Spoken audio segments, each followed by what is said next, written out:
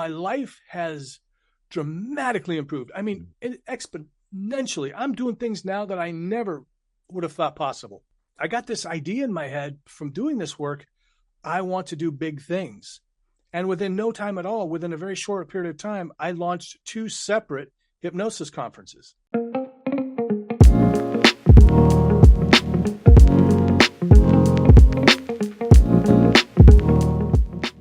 Thank you for joining the Free Time Mastermind podcast. I'm your host, Robert Gaines. Our guest is clinical hypnotherapist and TEDx speaker Jim Kellner. We discuss hypnosis and his new book, Your Life Sucks. We find out how Jim's personal transformation put him in the perfect position to help others. Here's Jim. Jim, thank you for joining us. If you don't mind, tell us what state you're calling in from. I'm in Seattle, Washington. Fantastic. Yeah, a little bit earlier in the day where you are than Florida. The sun is almost down here. Oh, you are lucky though, man. I would love to be in Florida right now. Now, you said before that you had come from Phoenix originally. Were you born in Phoenix and then moved later? Well, actually, I was born in California, and then I moved to Seattle. I wanted to join in on the grunge scene. I was in a small city in California. And after about, shortly, within a few years, I was done with the rain, but it took me a while to get out of here. So after about 20 years, I moved to Phoenix, and I was there for a few years, and then I got sucked back to Seattle. So that's where I am right now. Now, hoping with to get back to warmer climates. All my research, I didn't uncover anything about being a musician. And it's funny, we've had a lot of musicians on, only one that does that full time, but a lot of entrepreneurs I've talked to have music or some form of art in their background. So were you in the actual musical playing part of it, or were you in producing?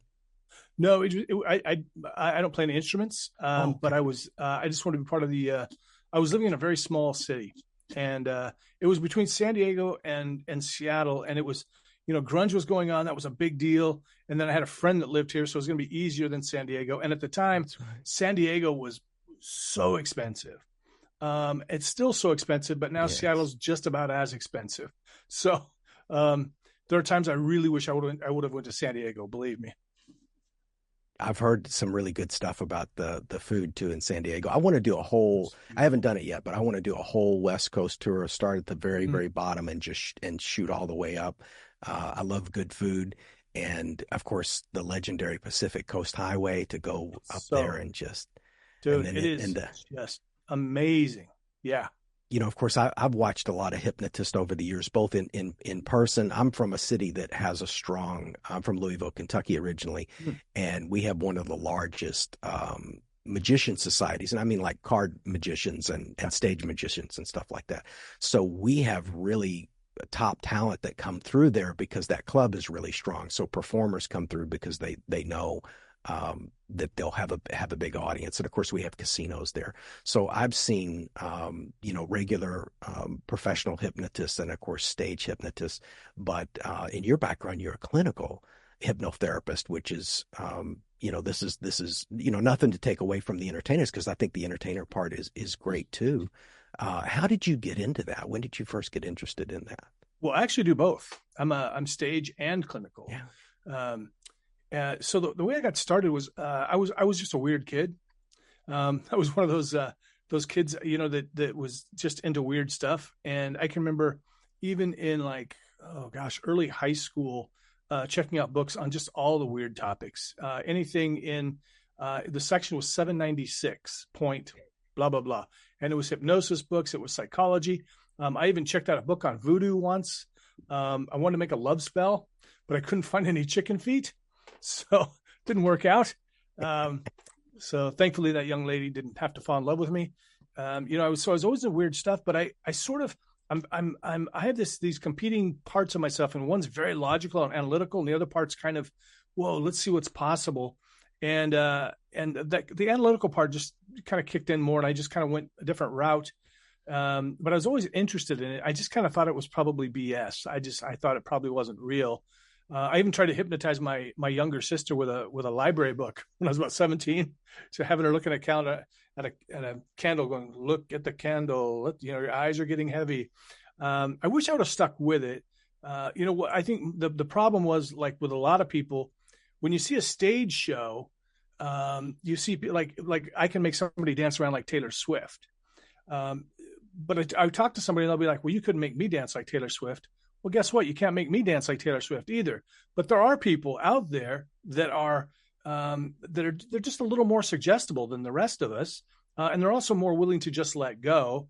And so it does work for them. But I sort of went through a lot of just crappy jobs, and then some, then I was doing okay, but I ended up in a really bad place in my life. I was about 100 pounds overweight, over 100 pounds overweight. I hurt to walk across the floor, really, even to a refrigerator, even it hurt. My feet hurt. Um, and I was working like a crappy job I didn't like. And suddenly I just started, I said, I'm going to try this hypnosis thing, but I'm going to really give it a good shot. Cause I actually trained in it. I did a training. Even after that, I was like, I don't know, maybe it's not legit. What I found out later, it wasn't a great teacher. Didn't really teach properly.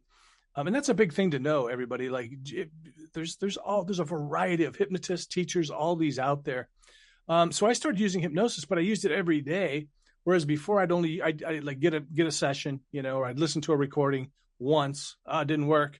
But what I found out is really, you got to use it over and over again. And as I started listening every day and taking little habits, my life just changed, man. It went crazy. And I actually, it was a great story. I wrote some goals down, and I said, if I can use this for myself, I bet I can help other people. And I've already been trained in it. And I go, within 6 months, I'll be working as a hypnotherapist. I wrote this goal out, and I tell you what, less than a month later, an ad showed up on Craigslist hiring hypnotists to work in a clinic. And that never happens. We mostly have to work on our own. Right. I've never seen an ad for that's yeah, fantastic. Really, it was the first time ever. I was like blown away. And I mean, 90% of the time you've got to open up your own office, right. That kind of thing. So it's kind of a big barrier. Or now we do them on Zoom. And so I sent my resume in and I didn't hear a damn thing.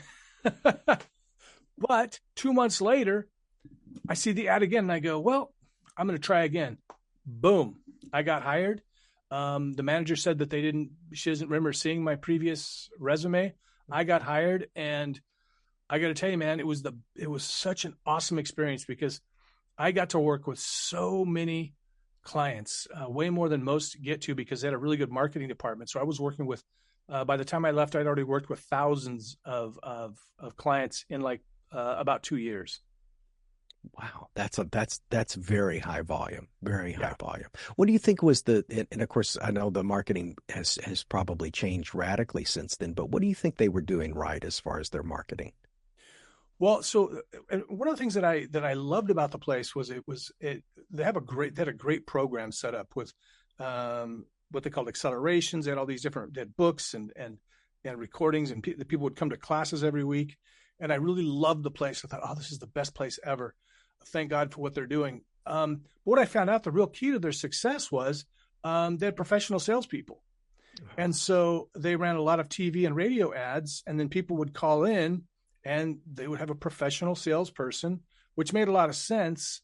And I would have been fine with it, except what happened is as I was there for a while, I started to notice that they would do these trainings, like every month or two, they would do trainings with the salespeople. They would never do any additional training with the hypnotist. So it became clear to me that they weren't as interested in clients' results, making the hypnotist better. It was really about getting more sales. And so I became pretty disillusioned after that. But yeah, it was all about get them on the phone, talk to them, close them, that kind of a thing. Wow. Now, applying the 80-20 rule, I would assume that there's probably the majority of those clients were seeking one thing. Was it mostly weight loss? What were they seeking? That was the big. What was the most?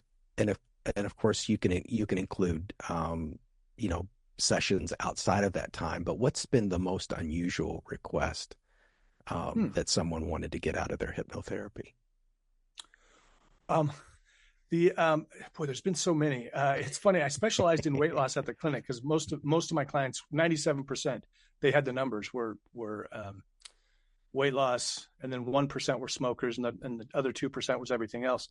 Um, so I've had a lot of unusual ones, but the most unusual one was that I can think of off the top of my head was a gentleman who, um, when he got up at night to use the bathroom, he was um, he was afraid that he was going to be taken by aliens, like UFO type of a thing. And so I would say that's probably my most unusual request. And by the end, we got him through it, and he's doing fine now. But it was a tough one for him. I have a neighbor that probably wouldn't think that was so unusual. Yeah. No, him and I get along great, and hopefully he never watches this. He loves talking about aliens. He's a super smart guy, so he might know something I don't know. So I don't want to judge him because Yeah. who I knows? mean, I kind of gave up on, I used to drive myself crazy thinking about it, like all kinds of things, because I'm very analytical. And so I think about these things, but I'm also very open-minded to all the kind of unusual, odd stuff. And so, I would drive myself crazy with thinking about aliens or thinking about the end of the world and eternity and all these things. And finally I was just like, you know what? I'm never going to know for sure. So why should I torment myself? Sure. I'm just going to live. Now, with something like that, you could almost categorize that as a phobia. I mean, obviously, I'm not a clinician, but if somebody's, has this persistent fear of being abducted by aliens, I would think I could safely say that it might fall under being a phobia. As a hypnotherapist, how do you choose the phrasing to kind of allay that phobia? Is there a certain, because that is an unusual request. Yeah. And so I'm sure when somebody has a phobia, you start to think through, because you've got these tools in your tool bag from Yeah. a hypnotherapy standpoint, where you're going to pull out these phrases and words. And what goes into your mind when you start thinking about what's going to have to come out of my mouth to make positive effects on this phobia? Well, so a couple of things to mention right off. One of the best pieces of advice I got one time was when I was kind of new, and someone came to me at the clinic. It was the one great thing. Another great thing about the clinic is they would hire people. They'd give them just like a weekend workshop. I had more training because I'd done training before, but they do a weekend workshop. But they had other staff that had been there for a long time, had more training, and so you could always ask them questions. So I remember I got somebody came in. I don't remember what their issue was, but I was like, oh, I don't know how to treat this. I've never ran into this before. And I went to Tamara, one of the more advanced practitioners there, and I said, what do I do? And she goes, if nothing else, just work on the stress, because stress, when you think about it, stress is the root of all evil. It makes us drink more, smoke more, eat more, kick the dog, all those things. So that's kind of one of the primary things that I use would be, taking them to a safe place where they feel comfortable in their mind. Setting the other thing was there's actually a standard protocol in NLP, neuro linguistic programming, and it's called the movie screen technique. And I don't know if you've ever heard of that. Yeah, absolutely. Yeah. Talk us through it. That's fascinating. Yes. I'll tell you what, when I read about it, I was like, this can't work. I don't know why this would work. I really don't. Now, I know there's disassociation, but still, it just doesn't, I think, but honestly, in like 1 to 3 sessions, somebody can be over the most deeply held phobia. And there's the variety of ways of some of the certain steps, but mostly it's, you have them imagine that they're in a movie theater, and up on the screen, there's a movie playing, and they're in that movie, and they face that fear, whether it's the aliens or I even helped a friend stop get over his fear of flying. Whatever it is, you face that fear. You change the color to black and white in their mind. You tell them change the color. You shrink it. You grow it. You do all these different things. You can speed it up in their mind to see which one has the most effect. Now maybe like if it's your boss. Your boss is you're having some phobia with your boss. Well, what if your boss talked like Mickey Mouse, for instance? And so you do all these things, and then you reverse it. You go in reverse. And you have them go forward again, and then reverse, and you go faster and slower and faster. It's almost like magic. I tell you what, it really is, Robert. It's amazing how well it works. 20 years of traditional therapy Yeah. with very little results, and then they go to 3 NLP Oh, sessions, and boom, yeah. it's amazing. And NLP is of course, part hypnotherapy, and then I think was it Richard Bandler and John Grinder were the inventors of NLP, and of course, I think they were students of the amazing hypnotist Milton Erickson, who was a groundbreaking. Yeah. Like I'm telling you, like I know No, no, tell the but people. that's Yeah. for the audience. Yeah. There's Uh, Ericksonian hypnosis. I mean, it's yes. literally a type of hypnosis. Yeah. He kind of revolutionized the way things were done, because before that, there was the Ellman style, which was just a very direct style. You will quit smoking. You will not smoke anymore. You put down those cigarettes. And then with Erickson, the suggestions would be more like, I don't know when you'll decide to give up those cigarettes, maybe today or tomorrow, or maybe a moment from now.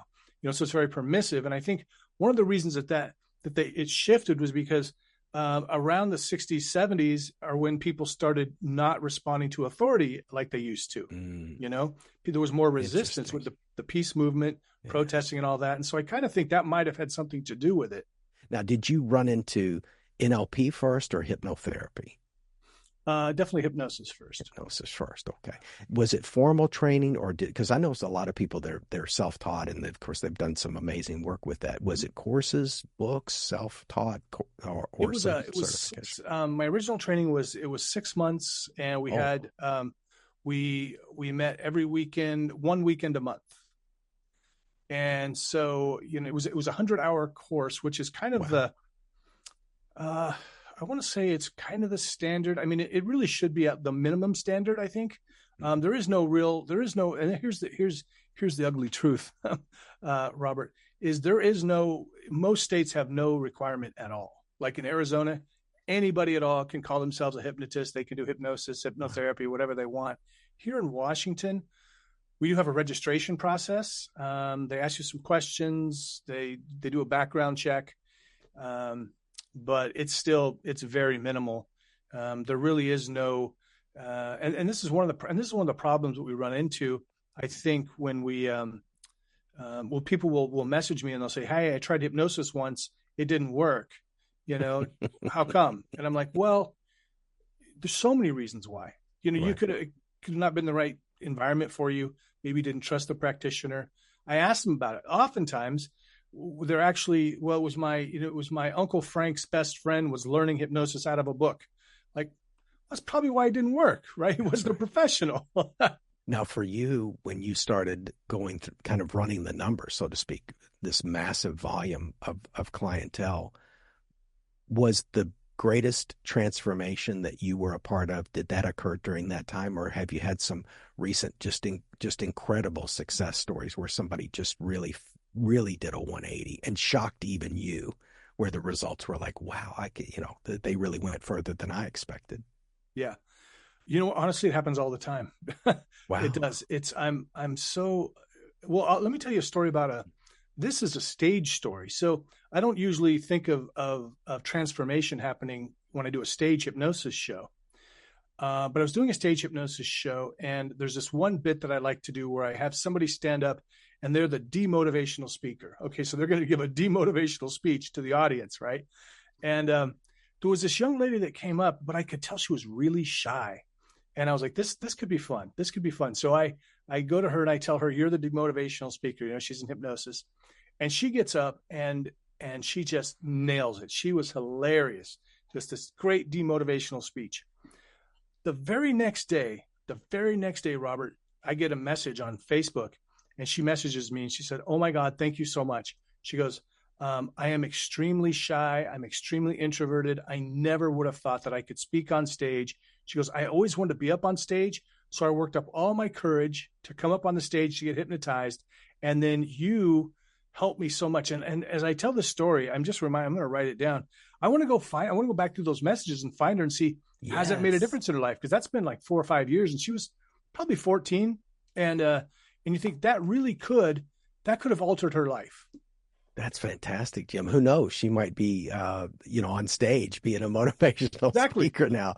That's fantastic. Speaking of stage, you've been on stage as well at TEDx. Tell us How did that go about? Because there's a lot of people, particularly in the podcast community, I don't count myself among them, but that really desire to get on stage. So how did that come together for you? I'm going to disappoint a lot of people because I have people ask me this all the time. They say, Mhm. Jim, how do I get up on the TEDx stage? What did you do? And what I did was it was the intersection of good luck and a lot of hard work before that. And I'll tell you what happened is I actually got an email from somebody saying that they were from the TEDx committee, and it was from a Gmail address. And I was like, yeah, right. Yeah, okay. What's your mother's maiden name and your social? Exactly. Yeah. And so it just sits there. And then I guess about a week later, I'm like, let me just mess with these people, see what they're trying to get out of me. So I write them back and I go, how much is this going to cost me? And, especially as a small business owner, we get all kinds of offers for all kinds of crap all the time. And some good stuff too, but a lot of it is just so much stuff. And there's a lot of, paid for play speaking, which is fine, but from TEDx, anyway, Sure. this person writes back. She says, there's no cost. You can't make any money, but we can't charge you any money. I was like, this is an interesting scam. What are they pulling here?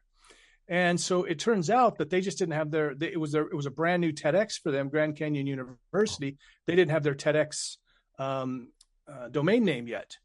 And so it was legit. And I was like, whoa. And so what happened, the hard work part was that I am very active on social media, and I have a pretty decent looking website. And it was, which was even bigger deal back when I first got it, which was 7 or 8 years ago. I think it was 6 years ago, because what happened, I guess, was because I was kind of the new guy to town. I'd only been in Phoenix for about a year and a half. And so apparently what happened was they were having a meeting and somebody suggested they have a stage hypnotist.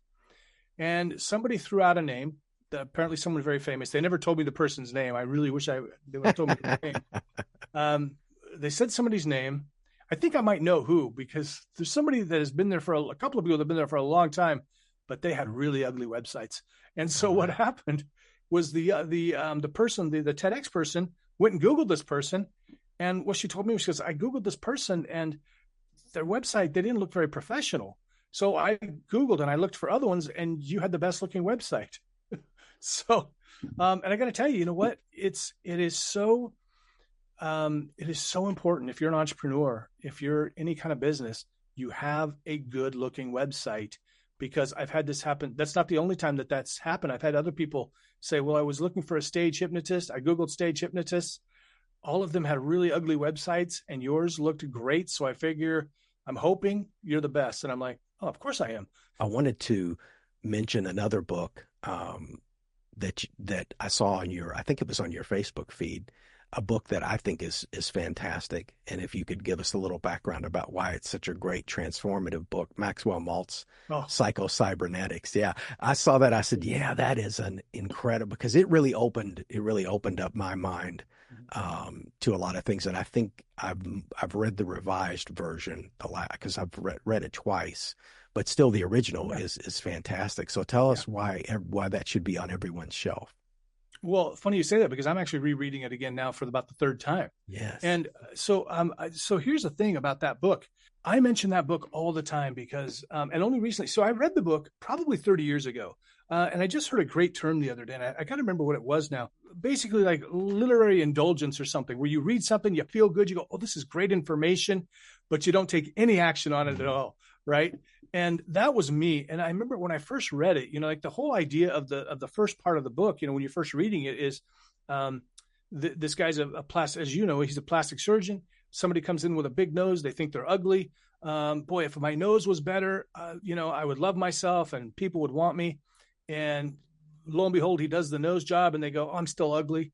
Still nobody likes me, all this stuff. And what he discovered really was it's about your self-image. Doesn't matter what's going on the outside. What's going on the inside is what's important. We always hear this, right? It's what's on the inside that matters. But we're just kind of saying that. We don't believe it because it's hard to change that. Hypnosis helps. So does NLP. Yes. Yes. But so I read the book, and then it was a few years ago. I'm on TikTok, and some guy mentions it, and it's funny too, because I swear, like all of my friends have read this book. If you're an entrepreneur and you haven't read this book, you're probably in the minority because so many have read it. But I started reading about the visualization exercises, the imagination work, which is the most important part of the entire book, in my opinion. And I started doing this. I finally started actually doing that every morning and every night. You know, sometimes I'd spend 30 minutes, sometimes 5 minutes, 2 minutes, imagining what my, you know, that dream home, that dream place, that home in Pismo Beach, the you know, the exact car I want to drive. And so I'm still not in Pismo Beach. I'm still not in that house, but my life has dramatically improved. I mean, exponentially. I'm doing things now that I never would have thought possible. I got this idea in my head from doing this work. I want to do big things. And within no time at all, within a very short period of time, I launched 2 separate hypnosis conferences with colleagues. Something I never even thought of, never would have crossed my mind. So it's really, people, it is just as simple as sit down, take the time, make a movie in your mind about what you want your life to be like, you know? And here's the cool thing about this too, Robert. Even if I never get to that place, I never have that home in Pismo, I've gotten to the point now where there are times when I'll be driving on I-5 here in Seattle, traffic sucks, it's raining, but I can do the imagination work, and I get the feeling that I'm actually driving in the vehicle I want to be driving, and I can look and I see the hill that you go over as you go into Pismo Beach, and even right now I get that feeling, and I wonder to myself, I go, do I even need that car? Do I need that home? Do I need those things if I have the feeling right now? You also wrote a book, and it's super fresh. September 1st it came out. When did you realize I have a book inside of me? And what was that moment like? Well, I'll tell you, it was kind of funny. I've been thinking about this. I had a teacher in elementary school who wasn't very nice. She's very pretty though, and she had candy on her desk. So I kind of liked her, but kind of didn't like her. We had to write a story one time, many times, but one of the times when I wrote a story for class, she wrote on it, she said, you're a great writer, very creative.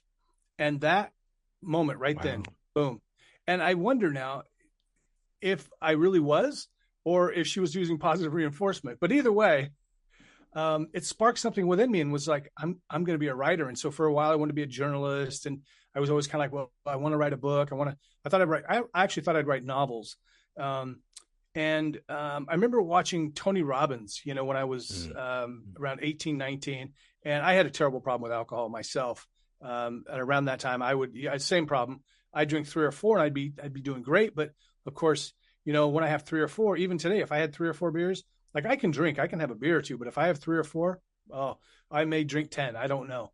Because it never seems to be enough. But I couldn't ask a girl out unless I had been drinking. And so I would use it for that. But so I would come home like drunk when I'm like 18, 19. It's not legal, but I'd be watching Tony Robbins. And I'm like, oh, I want to do that. But I can't because I'm a loser. And I really was. I couldn't. But I finally, it sort of came back to me a few years ago. I mean, ever since I was a hypnotist, of course, that's something that a lot of hypnotists, personal development people want to do. But about 3 or 4 years ago, and during COVID is when I took it seriously and I started writing something, like a lot of people. And boy, it was garbage at first. And I took a course from a colleague of mine, Richard Nongard. He teaches a class called 12-week book. Yeah, 12-week book. Oh, wow. I mean, and when I got the email, it was one of those things where I always say people think they hate marketing. They just hate but they really just hate the marketing that doesn't apply to them. Because when I got his email, I was like, ooh, that sounds interesting. I bet it's expensive. And I looked at it, was like, oh, I'm signing up right now. So that's when marketing is good. You like that marketing, right? When it's something you want. So I took the class, and with the help of the class, I was able to kind of revise things and cut away a lot of stuff. And then finally came up with the things that I wanted to focus on. The problem was, Robert, I wanted to fix everything that I'd seen wrong with myself and other people, which was, I think there was like 40 things, you know. I was like, well, let me just focus on like 9. Let's start with 9, because if you can fix these 9 things, or at least fix them somewhat, you're going to be at a good place. And so, it's supposed to take you 12 weeks. It still took me 3 years because I launched those conferences. I launched an app, and I wasn't as focused as I'd like to be. And so that's how that came about. How did you pare down the 40 problems you wanted to address in the book and get it down to distill it down to the 9? And ultimately, what 9 did you get it down to? Well, I just sort of went through them all, and I said, and of course, these are going to be based on my own experience, with myself and with my certain clients. So there's certainly things that might be more important for somebody else. But I just kind of went through, and I was like, well, I think that one. What I'm thinking is, and I don't know if this will ever happen, but I'm like, I can always do that in volume 2, in volume 3. Right. That's right. Because you don't want to have, especially with something like this, I didn't want to have like this big giant encyclopedia. I wanted it to be, decent size, but fairly easy to read, to get through, and really achievable. Things that people could really, and kind of in a lighthearted way. I remember I was doing a talk one time at a hospital, and one of my colleagues said, well, are you going to do a serious talk on this stress you're going to talk about? Or are you going to be kind of funny? I'm like, dude, whatever I do is going to be funny. Can't help it. So there's definitely humor in it. And so I just went through and I said, well, I think this is most important. This is more important. And the very first thing I talk about, which isn't necessarily a topic, but it's the introduction, is I tell people to just stop saying, that's just how I am. Or, well, just be yourself. BS. I didn't want to be myself. 30 years ago, when I was, sitting there, drunk from being out having 12 beers in a night, just having eaten a couple of AM, PM hot dogs, I definitely did not want to just be myself. I wanted to be anyone but myself. In fact, I started taking acting classes to get over my shyness, which helped a lot, but also because I wanted to escape who I was. I wanted to be literally anyone else on the planet if I could play them. And so, but I also talk about the way we talk to ourselves. There was a time in my life when I was constantly putting myself down. It was like being in an abusive relationship with myself. Hey, you're stupid, you're dumb, why'd you do that? All these things. And blame was a big one for me. Those are the first 3 things that somebody's going to come across. Blame was a huge thing. In fact, it's my default setting, Robert. If something happens, if I drop something on the floor right now, my mind immediately goes, who or what can I blame for this?